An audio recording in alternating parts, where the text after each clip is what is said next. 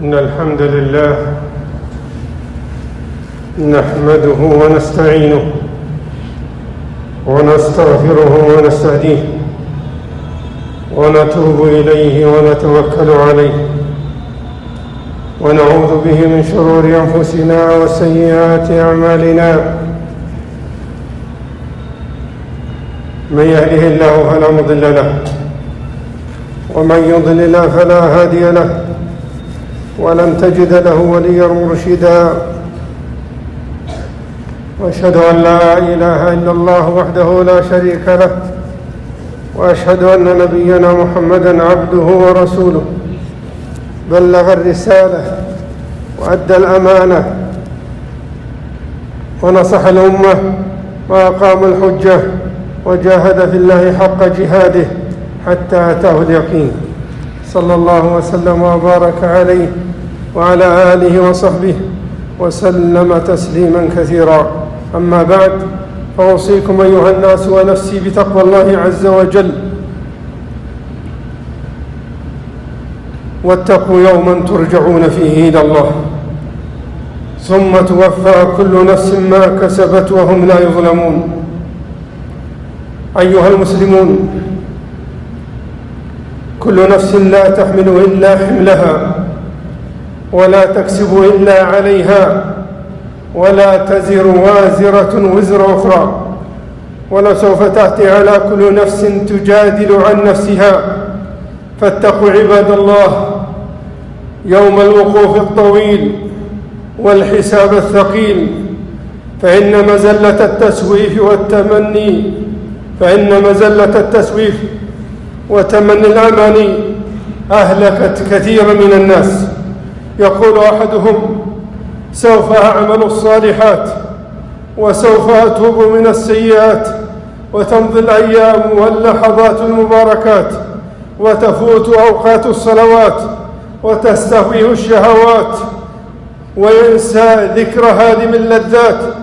إيمان بلا أثر وقول بلا عمل، ترى فيهم رجالا ولا ترى عقولا، وتسمع حسيسا ولا ترى أنيسا، عرفوا ثم أنكروا وحرموا ثم استحلوا. فلما دخلوا النار ورأوا الجحيم رأي العين وغشاهم عذاب السموم، ينادون أهل الجنة: ألم نكن معكم أي في الدنيا؟ فاسمعوا حالهم وهم ينادون أهل الجنة. قال الله عز وجل ينادونهم: ألم نكن معكم؟ قالوا: بلى، ولكنكم فتنتم أنفسكم وتربصتم وارتبتم وغرتكم الأماني حتى جاء أمر الله وغركم بالله الغرور. أيها الإخوة، لا يدخل الجنة إلا من يرجوها، ولا يسلم من النار إلا من يخافها ويتقيها، ولو بنصف القليل ولو بشق تمرة. لا يكلف الله نفسا إلا ما آتاها.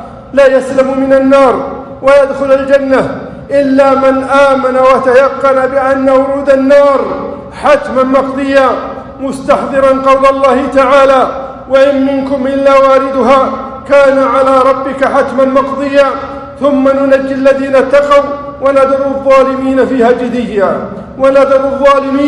فيها جثيا.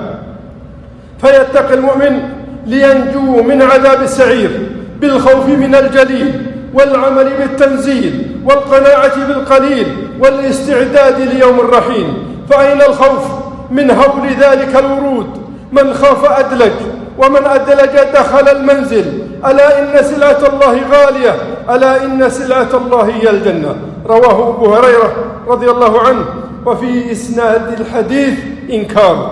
وأما حال أهل الجنة، يقول الله عز وجل: وأقبل بعضهم على بعض يتساءلون قالوا إنا كنا قبل في أهلنا مشفقين فمن الله علينا ووقانا عذاب السموم إنا كنا من قبل ندعوه إنه هو البر الرحيم. فذكر فما أنت بنعمة ربك بكاهن ولا مجنون. حقا وصدقا إن هدى الله ورحمته للذين هم لربهم يرهبون. أيها الإخوة، أيها المؤمنون، وهذا حديث ذكرى وتذكير وإنذار وتخويف عما أخبر به الكتاب وصحت به الأخبار عن رسولنا محمد صلى الله عليه وسلم. إنذار وتخويف وخوف على المقصرين.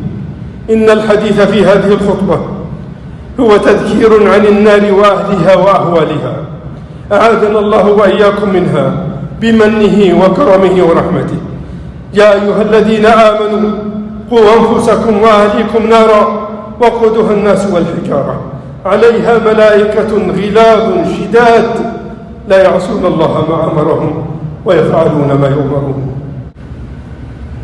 قال الحسن البصري رحمه الله: والله ما صدق عبد بالنار، والله ما صدق عبد بالنار إلا ضاقت عليه الأرض بما رحبت. وإن المنافق لو كانت النار خلف ظهره، وإن المنافق لو كانت النار خلف ظهره ما صدق بها حتى يتجهم في دركها. والله ما أنذر الله العباد بشيء أدهى منها فأنذرتكم نارا تلظى لا يصلاها إلا الأشقى الذي كذب وتولى. انتهى كلامه رحمه الله. إنها نار السعير لا ينام هاربها، وجنة الفردوس لا ينام طالبها. أيها المؤمنون، الخوف من النار قطع أكباد الصالحين، إنها لإحدى الكبر نذير للبشر لمن شاء منكم أن يتقدم أو يتأخر. عباد الله، ألم تعلموا أن التخويف بالنار نال الملائكة المقربين والأنبياء المرسلين؟ اقرأوا في شأن الملائكة: ومن يقل منهم إني إله من دونه فذلك نجزيه جهنم كذلك نجزي الظالمين. واقرأوا في حق الأنبياء: ولا تجعل مع الله إلها آخر فتلقى في جهنم ملوما مدحورا. أيها الناس، اتقوا النار ولو بشق تمرة.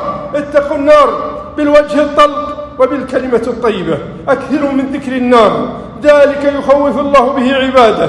يا عبادي فاتقون، فالنار شر دار وعذابها شر عذاب، حرها شديد وقعرها بعيد ومقامعها من حديد، يهوي الحجر من شفيرها 70 خريفا ما يدرك قعرها.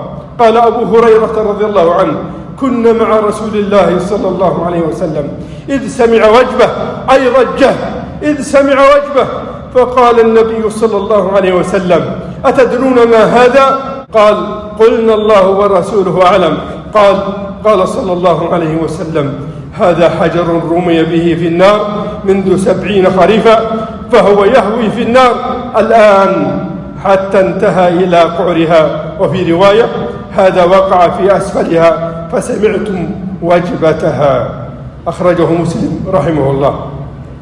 كلا إنها لظى نزاعة للشوى تدعو من أدبر وتولى وجمع فأوعى.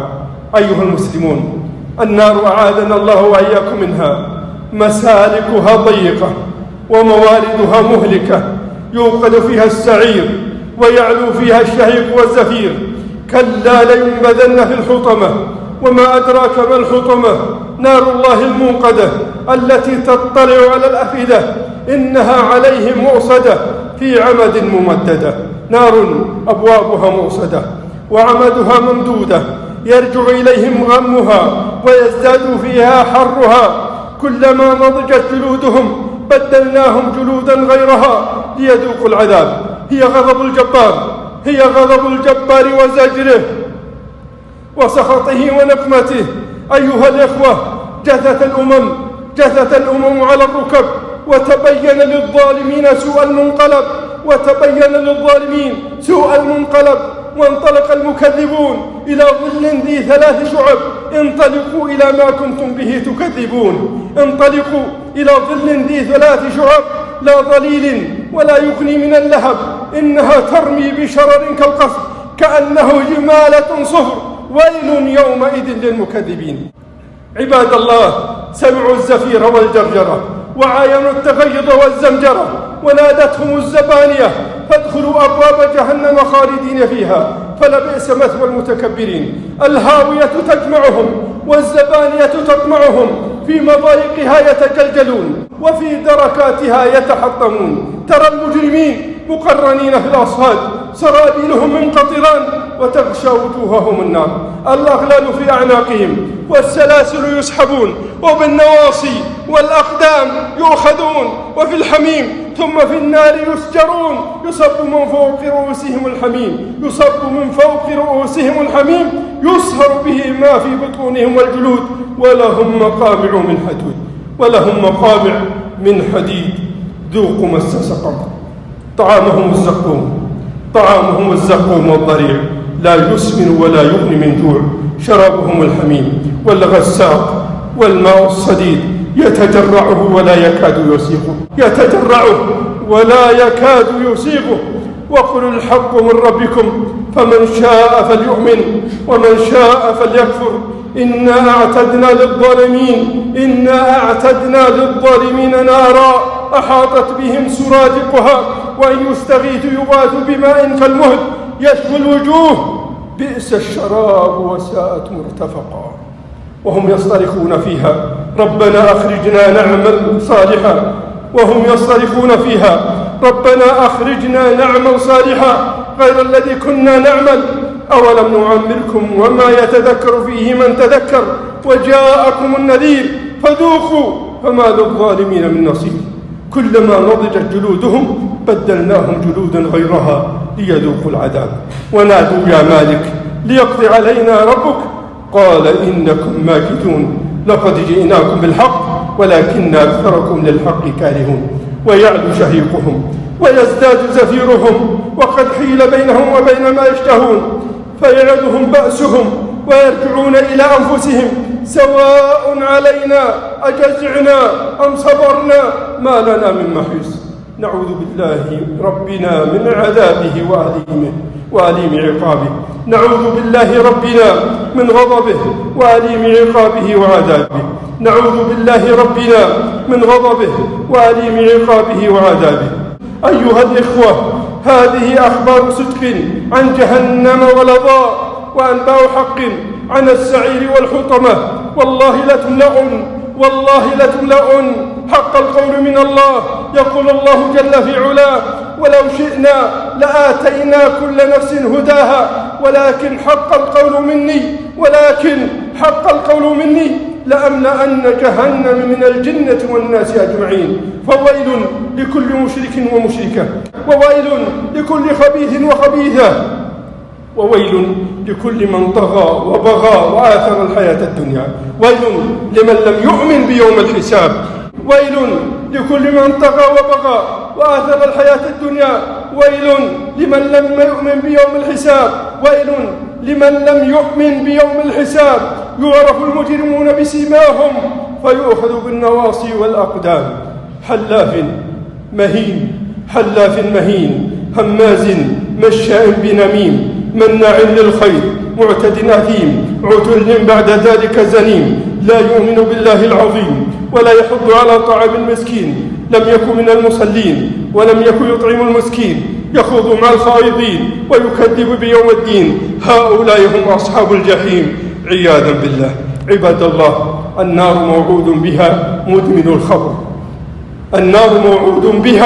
مدمن الخمر وقاطع الرحم والمصدق بالسحر والمنان والنمام وما أسفل الكعبين من الإزار ففي النار. عباد الله، النار موعود بها الذين يكنزون الذهب والفضة ولا ينفقونها في سبيل الله. ومن أشد الناس عذابا طائفتان: المصورون الذين يظاهرون خلق الله، والذين يعذبون الناس في الدنيا. فيا ترى ما حال المرائين من القراء والعلماء والمجاهدين يأمرون بالمعروف ولا يأتونه، وينهون عن المنكر ويأتونه. إنهم أول من تسجر بهم النار. يقولون ما لا يفعلون، إذا وعظوا عنه وإذا وعظوا ألفوا. جاء في حديث أبي هريرة رضي الله عنه قال صلى الله عليه وسلم: إن الله تبارك وتعالى إذا كان يوم القيامة ينزل إلى العباد ليقضي بينهم وكل أمة جاثية، فأول من يدعو به رجل جمع القرآن، ورجل يقتل في سبيل الله، ورجل كثير المال، فيقول الله عز وجل للقارئ: ألم أعلمك ما أنزلت على رسولي؟ قال: بلى يا رب. قال: فماذا عملت فيما علمت؟ قال: كنت أقوم به آناء الليل وآناء النهار. فيقول الله عز وجل، فيقول الله له: كذبت. وتقول الملائكة: كذبت. ويقول الله عز وجل: بل أردت أن يقال فلان قارئ فقد قيل. ذلك ويؤتى بصاحب المال فيقول الله: ألم أوسع عليك حتى لم أدعك تحتاج إلى أحد؟ قال: بلى يا رب. قال: فماذا عملت فيما آتيتك؟ قال: كنت أصل الرحم وأتصدق. فيقول الله عز وجل: كذبت. وتقول الملائكة: كذبت. ويقول الله جل وعلا: بل أردت أن يقال فلان جواد وقد قيل. ذلك ويؤتى بالذي قتل في سبيل الله. فيقول الله تبارك وتعالى، فيقول الله له: في ماذا قتلت؟ فيقول: أمرت بالجهاد في سبيلك فقاتلت حتى قتلت. فيقول الله له: كذبت. وتقول له الملائكة: كذبت. ويقول الله: بل أردت أن يقال فلان جريء فقد قيل. ثم ضرب رسول الله صلى الله عليه وسلم على ركبتيه فقال: يا أبا هريرة، أولئك الثلاثة أول خلق الله تسعر بهم النار يوم القيامة. أخرجه الترمذي في صحيحه وصححه الألباني رحمه الله. عباد الله، أيها المؤمنون، تعوذوا بالله من النار، فمن زحزح عن النار وادخل الجنة فقد فاز، وما الحياة الدنيا إلا متاع الغرور. أيها المؤمنون، التذكير بالنار إنها دعوة محاسبة لأنفسنا، إنها دعوة لإخواننا المسرفين، إنها دعوة إلى الآباء والأبناء، إلى الشباب والفتيات، إلى البنات والأمهات، إنها دعوة للمسارعة جميعا إلى التوبة النصوح، فلا أحد منا يأمن النار. فمن دعاء عباد الرحمن يقولون: ربنا اصرف عنا عذاب جهنم إن عذابها كان غراما إنها ساءت مستقرا ومقاما. أقول قولي هذا وأستغفر الله لي ولكم ولسائر المسلمين من كل ذنب فاستغفروه إنه هو الغفور الرحيم. الحمد لله على إحسانه، والشكر له على توفيقه وامتنانه، وأشهد أن لا إله إلا الله وحده لا شريك له تعظيما لشأنه، وأشهد أن محمدا عبد الله ورسوله الداعي إلى رضوانه، صلى الله وسلم وبارك عليه وعلى آله وأصحابه وإخوانه. أما بعد، فاتقوا الله عباد الله، واستجيروا بالله من عذاب جهنم. ثم اعلموا أيها الإخوة، إننا في هذه الأيام نشعر بفيح جهنم من شدة الحر. قال أبو ذر الغفاري رضي الله عنه: كنا مع النبي صلى الله عليه وسلم في سفر، فأراد المؤذن أن يؤذن فقال له: أبرد، أي تأخر. ثم أراد أن يؤذن فقال له: أبرد. ثم أراد أن يؤذن فقال له: أبرد حتى تساوى ظل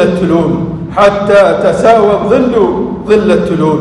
فقال النبي صلى الله عليه وسلم: إن شدة الحر من فيح جهنم. أخرجه البخاري رحمه الله. وفي حديث آخر قال صلى الله عليه وسلم: إذا كان الحر فأبردوا عن الصلاة، أي أخروا صلاة الظهر، فإن شدة الحر من فيح جهنم.